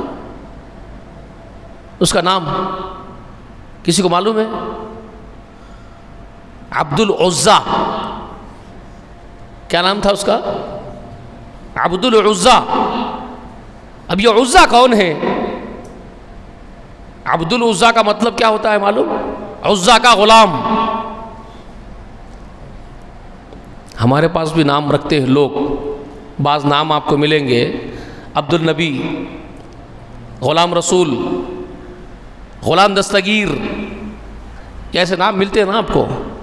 تو جب آپ کے سامنے کوئی نام بولتا ہے غلام دستگیر، تو آپ کیا سمجھ رہے ہیں؟ کیا مطلب ہے غلام دستگیر کا؟ دستگیر کون ہے؟ تو کوئی ہے دستگیر جس کا اس کو غلام بنا کے نام رکھا گیا اس کا؟ کوئی دستگیر تو ہے لوگوں کے ذہنوں میں، لوگوں کے عقیدے میں، لوگوں کے معاشرے میں کوئی ایک دستگیر ہے جس کا اس کو غلام بنا کے اس کا نام رکھا گیا. سمجھ میں آئی بات؟ کوئی ایک بڑی شخصیت کا غلام بنایا جا رہا ہے، اس کو اس کی طرف منسوب کیا جا رہا ہے، تو کوئی ایک شخصیت ہے. ویسے ہی عبد العزا جب کہا جا رہا ہے تو اس کا مطلب عزا کا غلام. تو عزا کوئی شخصیت ہے جس کا غلام اس کو بنا کے اس کا نام رکھا گیا. تو معلوم کرنا کون ہے عزا، وہ جس کا غلام اس کو بنایا گیا. تو اس وقت یہ نام بہت مشہور نام تھے، عزا، حبل، لات، منات، ایسے نام تھے اس وقت. تو آپ کو معلوم کرنا ضروری ہے کہ یہ جو نام تھے، یہ عزا، یہ لات، منات، حبل، یہ کون لوگ تھے؟ کیا ہے؟ کس کے نام ہے یہ؟ کیوں مشہور تھے یہ نام اس وقت؟ اور کیوں ان کی طرف نسبتیں کرتے تھے؟ یہ نسبتیں کر کے فخر کرتے تھے. عزا کی طرف نسبت کر کے اس کو بڑا فخر تھا کہ میں عزا کا غلام ہوں. اس کے باپ نے اس کا نام رکھ دیا. اور باپ کون؟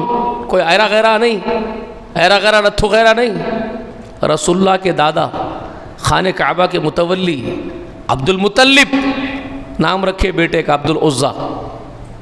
تو کیا معلوم ہو رہا ہے؟ ان کی سوچ، ان کا عقیدہ، ان کا منہج بھی معلوم ہو رہا ہے آپ کو کہ عزا کا غلام بھی بناتے تھے اپنی اولاد میں سے. سمجھ میں آ رہی ہے بات؟ تو معلوم کرنا پڑے گا آپ کو یہ عزا کون ہے.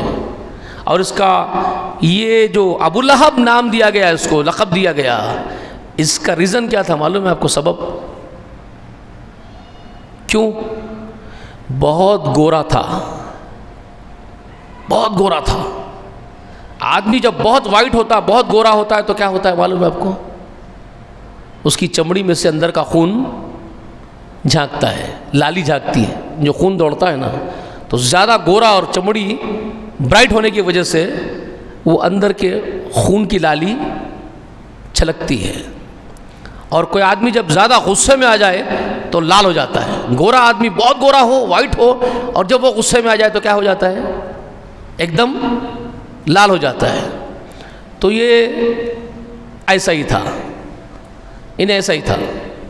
یہ جو عبد العزا ہے بچپن سے بہت گورا تھا، اور جب چڑ میں آ جاتا، غصے میں آ جاتا، لال ہو جاتا تھا. تو اس کے قوم کے سب لوگ اس کو وہ لقب دیے تھے ابو لہب، شعلے کا باپ. آگ کا شعلہ جس طرح لال ہو جاتا ہوا لگنے کے بعد تپ کے، ویسا انہیں غصے میں آ کے لال ہو جاتا تھا. تو قوم کے لوگ بولتے تھے آگ کا باپ ہے، شعلے کا باپ ہے بولتے تھے. ابو لہب اس کی عرفیت تھی. سمجھ میں آ گئی بات؟ تو اس وقت بھی ایسے ہی آگ بگولا ہو گیا تھا. ابو لہب بن گیا تھا اس وقت. لہب کہتے ہیں آگ کے شعلے کو، لہب آگ کا شعلہ، ابو باپ، شعلے کا باپ، آگ کے شعلے کا باپ، یہ لقب تھا اس کا. تو رسول اللہ جب یہ بات بولے قولوا لا الہ الا اللہ، تو ویسے ہی آگ بگولا ہو گیا تھا، لال ہو گیا تھا غصے سے.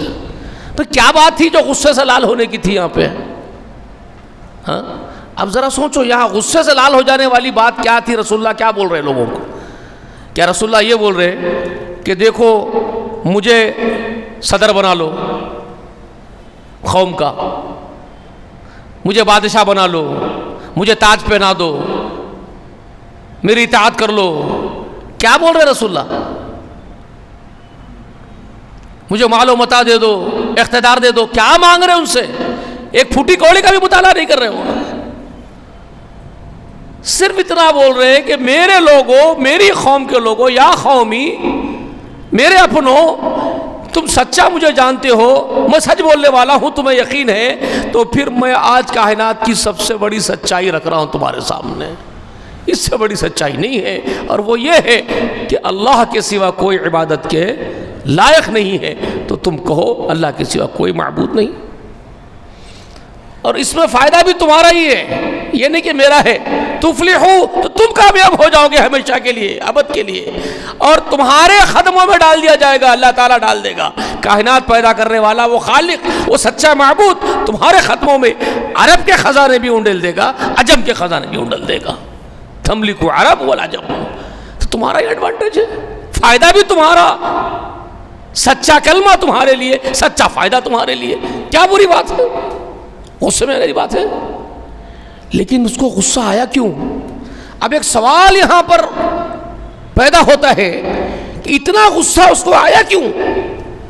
کہ وہ کیا بول رہا ہے کھڑے ہو کے جانتے ہیں؟ سب سے پہلے انہیں کھڑا ہوا، اور لوگوں کو یہ بات نہیں معلوم ہے، ابو لہب کوئی پرانا دشمن نہیں ہے رسول اللہ کا، کوئی یہ بولیں گے ابو لہب قدیم دشمنی تھا پہلے سے چنے، ہاں ہرگز نہیں تھا دشمن انہیں،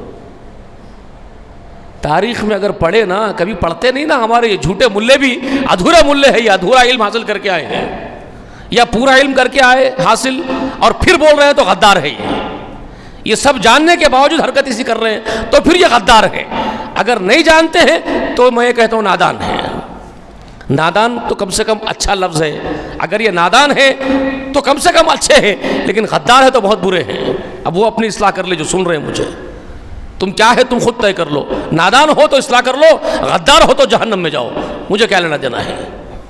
سنو ابو لہب کے بارے میں ذرا پڑھو، اس دشمنی کے بعد بھی جب لگاتار دشمنی شروع ہو چکی تھی، اس کے بعد لمبی چلی دشمنی ہو، تو اس کی بیوی ابو لہب کی جو رسول اللہ کی چاچی ہے، بہت بد دعا دیتی تھی رسول اللہ کو، بہت بد دعا دیتی تھی، بے شمار تاریخ میں مورخین، سیرت کی کتابوں میں سیرت نگاروں نے یہ بات لکھی ہے، لوگ پڑھو، ادھورا پڑھتے ہو، پڑھو کہ ابو لہب اپنی بیوی کو غصہ کرتا تھا، ظالم فقط کوستی ہے میرے بھتیجے کو،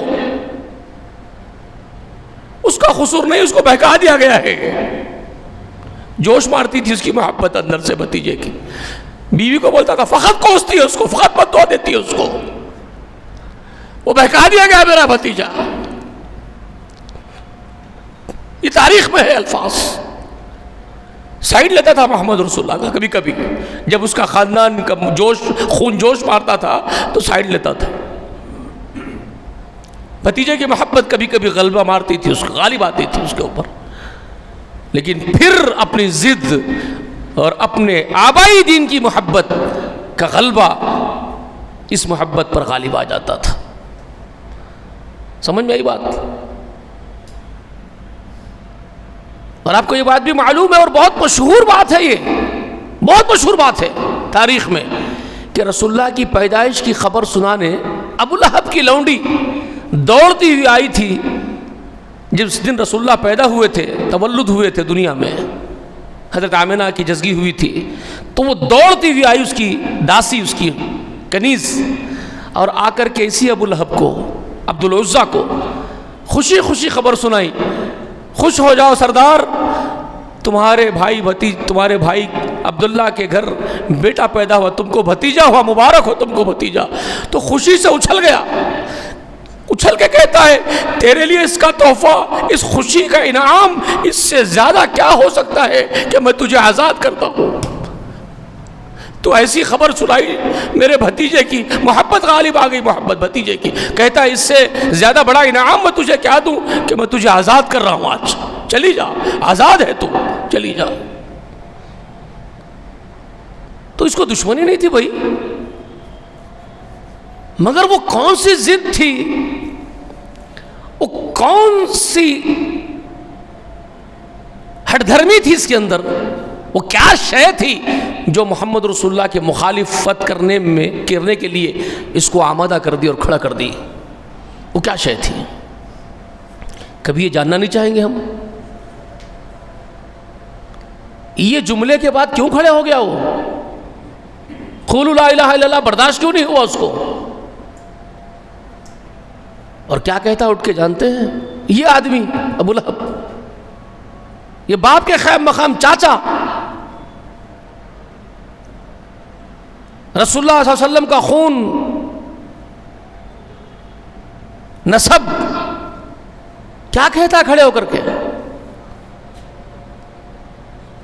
بولتے ہوئے ہماری تو زبان لڑکھڑاتی ہے، ہمارے زبان سے وہ جملے نکلے کیسے؟ لیکن بولنا تو پڑے گا، تاریخ میں ہے، اس نے کہا ہے، اس ظالم نے وہ جملے کہے ہیں، تو وہ آپ کو سنانا بھی ہو، شیئر بھی کرنا ہے کہ اس نے یہ کہا تھا، تو بولنا پڑے گا۔ نعوذ باللہ ثم نعوذ باللہ ثم نعوذ باللہ، اس جملے سے اللہ کی کروڑ بار پناہ ہے کہ اس نے وہ جملہ کہا کھڑے ہو کر کے، تب لک یا محمد، بڑی دشمنی کے ساتھ، بڑے کراہیت کے ساتھ، بڑے ہی کینے اور بغض کے ساتھ، غصے میں، غصہ بھرا ہوا اس کے اندر، اور کہتا ہے کھڑے ہو کر کے تب لک یا محمد الہذا جمعتنا، پوچھتا ہے چیخ کر کے، چیخ کے پوچھ رہا ہے الہذا جمعتنا، کیا مطلب ہے اس کے اس جملے کا جانتے ہیں؟ ٹرانسلیشن کیا ہے؟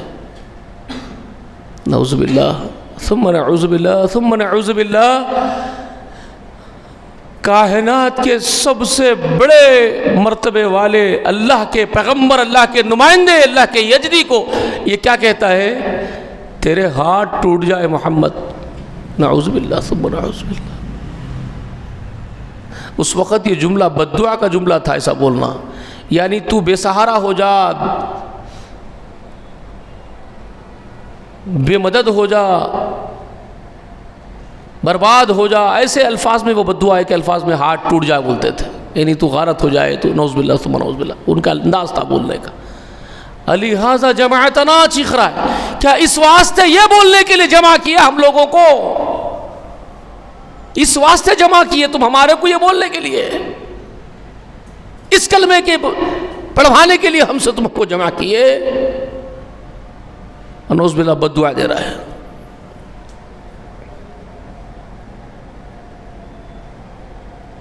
اس پر تو اللہ نے گرفت کر لی اس کی، اور رب نے ہمیشہ ہی اس آدمی کی گرفت فوراً ہی کی ہے جس کسی نے اللہ کے حبیب پر اس طرح کے حملے کیے۔ یہ اللہ کی سنت رہی ہمیشہ سے، کوئی بھی جب رسول اللہ پر ایسا حملہ آور ہوا، اللہ نے اس سے فوراً ہی انتقام لیا ہے، یہ تاریخ گواہ ہے اس کی، آپ دیکھتے چلے جائیے۔ میں آپ کو بات سناؤں گا اس کے بعد، کب ایسا ہوا ہے، جب لوگوں نے رسول اللہ کے خلاف ایسا کوئی اقدام کیا، اللہ نے انتقام لیا آسمان سے اس۔ ابو لہب کا بھی انتقام، ابو لہب سے بھی انتقام لے لیا گیا، گرفت اسی وقت کر دی اللہ، کچھ ہی وقفے میں اللہ تعالیٰ نے اس کے خلاف آیتیں نازل کر دی۔ تبت یدا ابی لہب وتب ما اغنی عنہ مالہ وما کسب سیصلی نارا ذات لہب، اس کے خلاف وحی آسمان سے اتار دی گئی۔ اللہ نے فرشتے کو وحی دے کر کے بھیج دیا، میرے حبیب تجھے بددعا دینے والے ابو لہب کو رب نے غارت کر دیا ہے، ہلاک کر دیا اللہ نے، دونوں ہاتھ توڑ دیے اللہ نے، اس کے دونوں ہاتھ ٹوٹ گئے، اس کے غارت ہو گیا، ہو ناپکار ابو لہب، نہ اس کا مال نہ اس کی اولاد، کوئی چیز اس کے کام نہیں آئی اللہ کے مقابلے میں۔ اچھا، یہ اترنے کے بعد بھی بہت دن تک زندہ تھا وہ،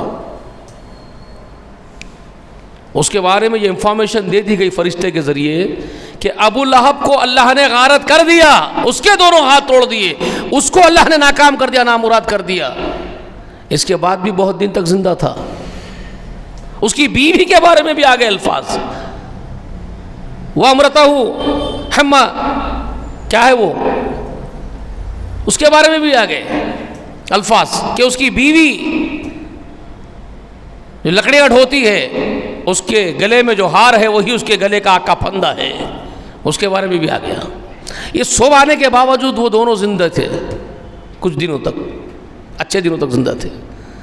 یہ قرآن کی تصدیق بہت بڑی ہے یہاں پر، ہاں اللہ کا کلام ہونے کی بہت بڑی تصدیق ہے یہ۔ اگر یہ ابو لہب جھوٹا اعلان بھی کر دیتا میں ایمان لا لیا، تو لوگوں کے سامنے قرآن کو جھوٹا ثابت کر سکتا تھا وہ۔ قرآن نے خبر دے دی ابو لہب برباد ہو گیا، تباہ ہو گیا، اور محمد پر ایمان لانے والا تو تباہ نہیں ہوتا۔ تو قرآن میں جو اترا وہ جھوٹ ہے، یہ کر سکتا تھا؟ نہ اس کے گمان میں، نہ اس کے جد امجد کے، کسی کے گمان میں نہیں، اس کی جدی کے گمان میں نہیں۔ اللہ اس طرح چیلنج کے ساتھ برباد کرتے ہیں، اور کوئی طاقت نہیں ہے جو اس کو بربادی سے بچا سکے، جس کے لیے اللہ فیصلہ کر دے بربادی کا۔ اس سے بڑی دلیل کیا چاہیے آپ کو؟ اللہ کے حق ہونے کی، اس کے کلام کے حق ہونے کی بہت بڑی دلیل ہے، یہ پروف ہے یہ۔ اس کو کوئی توفیق نہیں ہے پلٹنے کی اس کے بعد۔ اور پھر اس کی سب سے بڑی تصدیق ان آیات کی جو اس کے بارے میں نازل ہوئی ہے، اس کا مرنا ہے۔ جانتے ہیں کیسے مرا ہے وہ؟ بدترین بیماری کا شکار ہو کے مرا۔ اس کے جسم سے بدبو آتی تھی، سارے لوگ بھاگ گئے اس کو چھوڑ کر کے، دور کر دیا اس کو، کوئی نزدیک نہیں، قریب نہیں آتے تھے اس کی بیماری کی وجہ سے۔ سڑ رہا تھا، بدبو آنے شروع ہو گئی، مر گیا تو اس کی اولاد بھی اس کو دفن کرنے نہیں آئی، بڑے لکڑیوں سے ڈھکیل کے اس کو پہاڑ کے نیچے ڈھکیل دیا گیا کھائی میں۔ اس کی لاش چیلوں کووں کے حوالے کر دی گئی۔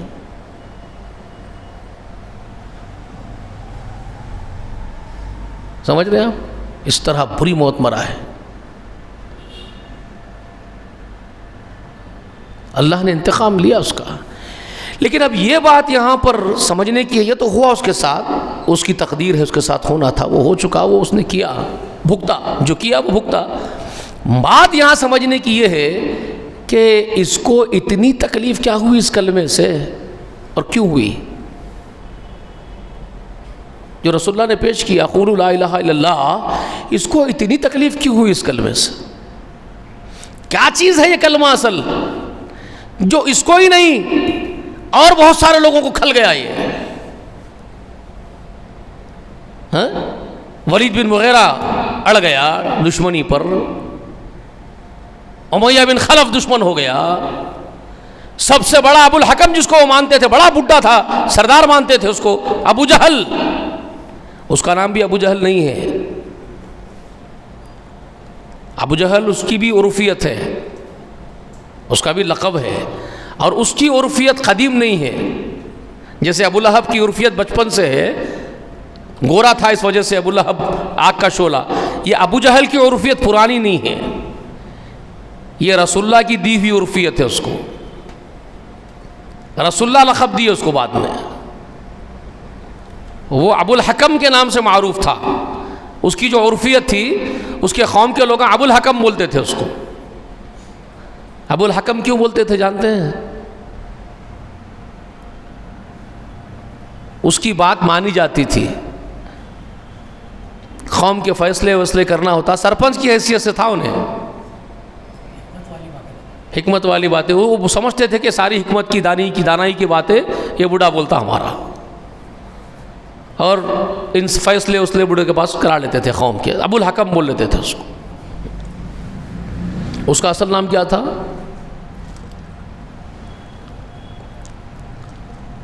نہیں معلوم؟ اس کا اصل نام تھا عمر بن حشام۔ کیا نام تھا اس کا؟ عمر بن حشام اس کا نام تھا۔ ابو جہل کیوں بولا گیا اس کو، یہ سناتا ہوں، بعد میں سناؤں گا، آج نہیں سناتا، کچھ چیزیں تو رہنا نا، دلچسپی باقی رہنا جاننے کی، تو بعد میں سنو۔ اس کو بھی برا دکھا، یہ بھی دشمن بن گیا، جانی دشمن رسول اللہ کا۔ تو اصل بات سمجھنا اب یہ ہے یہاں سے اگلے درسوں سے کہ یہ کلمے میں کیا چیز تھی ایسی دشمن بن گئے یہ لوگ۔ ہاں یہ لا الہ الا اللہ بولتے ہی کیوں دشمن ہو گئے انہوں؟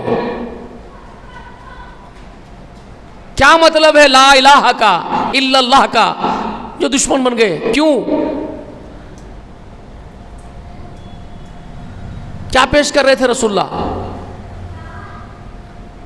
انہوں یہ بول رہے، اس وقت تاریخ آپ اٹھا کے سیرت جب پڑھیں گے، رسول اللہ کی سیرت کتابیں پڑھیں گے، تو جب رسول اللہ یہ بات پیش کرے قولوا لا الہ الا اللہ، تو انہیں جو یہ بدعا دیا رسول اللہ کو، ابو لہب اتنی بڑی بات بولا، آپ رسول اللہ کو برباد ہو جائے، ہاتھ ٹوٹ جائے، تو فلاں چلا بولا، اس واسطے جمع کرا کیا چیخا، چیخنے کے بعد کیا بولتا جانتے ہیں؟ وہ الفاظ ہے اس کے، کیا ہمارے آبا اور اجداد دیوانے تھے؟ کیا ہمارے باپ داداؤں کو تو دیوانے سمجھتا ہے؟ کس کو بول رہا ہے؟ رسول اللہ کو بول رہا ہے، محمد رسول اللہ کو۔ کیا ہمارے آبا اور اجداد کو، ہمارے باپ داداؤں کو تو دیوانے پاگل سمجھ رہا ہے؟ ایک نئی بات پیش کر رہا ہے ہمارے سامنے۔ اس کے اس ڈائلاگ کو پکڑ لینا، اگر عقل مند ہے لوگ، ملوں کو تو میں بولتا ہی نہیں، یہ تو مجھے معلوم ہے، یہ آدھے پون تو غدار ہے، یہ ان کو تو معلوم ہے یہ سب باتیں، یہ سب پڑھتے ہیں، سیرت بھی پڑھتے ہیں، قرآن بھی پڑھتے ہیں، سیرت بھی پڑھتے ہیں، ان کو معلوم ہے، لیکن میں عوام الناس سے مخاطب ہوں، میں ان اہل دل سے مخاطب ہوں جن کے سینوں میں زندہ دل ہیں، زندی روح ہیں جن کے اندر ہیں، میں ان سے مخاطب ہوں، اور ان سے میں بات کر رہا ہوں، پوچھ رہا ہوں کہ بھائی ذرا غور کرو، یہ جو ڈائلاگ بول رہا ہے کہ ہمارے باپ داداؤں کو دیوانے سمجھتے ہو تم، کیا مطلب ہے ان کے اس بولنے کا؟ ایسا کیوں بول رہا ہے؟ کیا تھا ان کے باپ دادا کا تصور، ان کے باپ دادا کا عقیدہ، ان کے باپ دادا کا دین، ان کے باپ دادا کا کانسیپٹ دین کا، وہ کیا تھا جو اس کو برداشت نہیں ہو رہا اس وقت؟ اور وہ کون سی نئی بات رسول اللہ ان کے باپ دادا کے دین کے خلاف پیش کر دیے تھے اس کے سامنے؟ قولوا لا الہ الا اللہ میں، لا الہ الا اللہ میں وہ کون سی بات اس کو کھل رہی تھی جو باپ دادا کے دین کے خلاف سمجھ میں آ رہی تھی اس کو؟ یہ تو جاننا پڑے گا نا آپ کو، وہ کیا جھگڑا تھا میرے حبیب کا۔ ہر وہ آدمی جو محمد رسول اللہ کا محبوب ہے، اپنے آپ کو محبوب سمجھتا ہے آقا کا، اس کو تو ضرور یہ بات سوچنا چاہیے کہ میرے حبیب محمد رسول اللہ جو بول رہے تھے وہ کیا تھا، اور وہ جو سامنے دشمنی کر رہا تھا وہ کس وجہ سے کر رہا تھا، اس کا دین کیا تھا، کیا جھگڑا تھا، یہ وہ تو سمجھنا پڑے گا نا۔ جب وہ اس پر اپنے سرچ کے آلے نصب کرے گا، تحقیق کے آلے نصب کرے گا، یہاں تحقیق کرے گا کہ یہ جھگڑا کیا تھا اصل میں، میرے آقا کیا بول رہے تھے اور وہ ابو لہب ابو جہل کیا بول رہے تھے، جب یہ بات پر وہ آئے گا، تحقیق کرے گا، جب وہ جانچے گا اس کو کہ لا الہ الا اللہ کا مطلب کیا ہے اور ان کو کیوں پسند نہیں آیا، تب جو حقائق کھلیں گے نا بابا، تب اسلام سمجھ میں آئے گا، تب عقیدہ توحید سمجھ میں آئے گا، جب ایمان سمجھ میں آئے گا، جب رسول اللہ کی دعوت کی قدر ہوگی اور اسلام کی اور توحید کی قدر ہوگی۔ سارا انقلاب اسی کلمے کے اوپر رکا ہوا تھا، ساری بغاوتیں اسی کلمے کی وجہ سے تھی، معلوم ہے آپ کو، ساری بغاوتیں اسی کلمے سے تھی، ہے، رہے گی، سمجھ رہے میری بات، تھی، ہے، رہے گی، یہ کلمہ ہی وہ بنیاد ہے جس پر جنت اور جہنم کا انحصار ہے، کامیابی اور ناکامی کا انحصار اسی کلمے پر ہے۔ سمجھ میں آ رہی ہے میری باتیں آپ کو؟ تو آج میں اپنی بات یہاں روک دیتا ہوں اور ایک لمحے فکر دیتا ہوں، جاؤ گھروں کو بھی جاؤ تو ذرا ڈھونڈو، خود بھی محنت کرو، ٹٹولو کہ کیا تھا یہ کلمہ، ایسا سوچو، رات بھر بیٹھ کے سوچو کیا ایسا کلمہ تھا یہ جس کی بنیاد پر اتنا بڑا انقلاب برپا ہوا، اتنی مخالفتیں ہوئی، اتنا ہنگامہ آرائی ہوئی، اور یہ اب سے نہیں ہو رہی ہے، ہزاروں برس سے ہو رہی ہے۔ سیدنا نوح علیہ السلام کو جو مخالفتیں جھیلنی پڑی وہ اسی کلمے کے سبب جھیلنی پڑی۔ سیدنا ابراہیم خلیل اللہ کو جو مصیبتیں آئی ہے وہ اسی کلمے کی وجہ سے زمین والوں کی جانب سے مصیبتوں کے پہاڑ توڑے گئے ہیں۔ سیدنا موسیٰ جس انقلابی مناظر اور مراحل سے گزرے ہیں وہ اسی کلمے کے سبب گزرے ہیں۔ سیدنا عیسیٰ کو جو تکلیفیں پہنچائی گئی، جو آسمانوں میں اٹھایا گیا، اسی کلمے کی بنیاد پر، اسی کی وجہ سے اٹھایا گیا۔ اسی کلمے کی وجہ سے محمد رسول اللہ صلی اللہ علیہ وآلہ وسلم ستائے گئے، اذیتیں دیے گئے، صحابہ قتل کیے گئے۔ یہی کلمہ ہے جو جنت کی ضمانت دیتا ہے، یہی کلمہ ہے جو جہنم تک پہنچا دیتا ہے۔ کوئی معمولی کلمہ نہیں ہے بھائی، جو اتنی آسانی سے آپ زبان سے بول کے سمجھ رہے ہیں کہ قولوا لا الہ الا اللہ، لا الہ الا اللہ بول دیے، ہو گیا کام ہمارا، ختم قصہ۔ لا الہ الا اللہ بولو، لا الہ الا اللہ بول دیے، جنت میں چلے گئے، سمجھ رہے ہیں؟ سمجھ میں آ رہے ہیں کتنا عظیم ہے یہ کلمہ، اور ہم کتنا سمجھے اس کو اور کتنا سمجھ پائے ہیں؟ گھروں کو جا کے تھوڑا تدبر بھی کرو، پھر آتے رہو اور لاؤ۔ اگر محبت ہے اپنے لوگوں سے، ان تک بھی یہ بات پہنچانا چاہتے ہو تو لاؤ اور اس بات کو آگے پہنچاؤ۔ اللہ حامی مددگار بنے گا انشاءاللہ۔ مجھے پوری امید ہے اللہ تعالیٰ کی ذات سے کہ اپنے بندوں کو وہ رسوا نہیں ہونے دے گا انشاءاللہ۔ وہ بے یار و مددگار اپنے بندوں کو نہیں چھوڑے گا انشاءاللہ۔ اس کی امداد ہوگی، اس کی مدد ہوگی۔ تو اس پر توکل کرتے ہوئے، جیسے ہمارے آقا محمد رسول اللہ کو اللہ نے کہا قل حسبی اللہ لا الہ الا هو علیہ توکلت وہو رب العرش العظیم، یہ بات حق ہے اللہ کی۔ جب اپنے حبیب سے اللہ کہتے ہیں کہ میرے حبیب کہہ دے میرے لیے اللہ کافی ہے، میں اسی پر توکل کرتا ہوں، اس کے سوا معبود کوئی دوسرا نہیں ہے، ہم بھی یہی بات کرتے ہیں، ہم بھی یہی ایمان رکھیں گے انشاءاللہ۔ یہ عزم کر لو، ہمارے لیے اللہ کافی، حسبنا اللہ ونعم المولا ونعم النصیر۔ وہ ہمارا سرپرست ہے، وہ ہمارا مددگار ہے، اور بہترین سرپرست ہے، بہترین مددگار ہے، وہ ہمارے لیے کافی ہے انشاءاللہ۔ سبحانک اللہم وبحمدک نشہد ان لا الہ الا انت نستغفرک ونتوب الیک۔ السلام علیکم ورحمۃ اللہ وبرکاتہ۔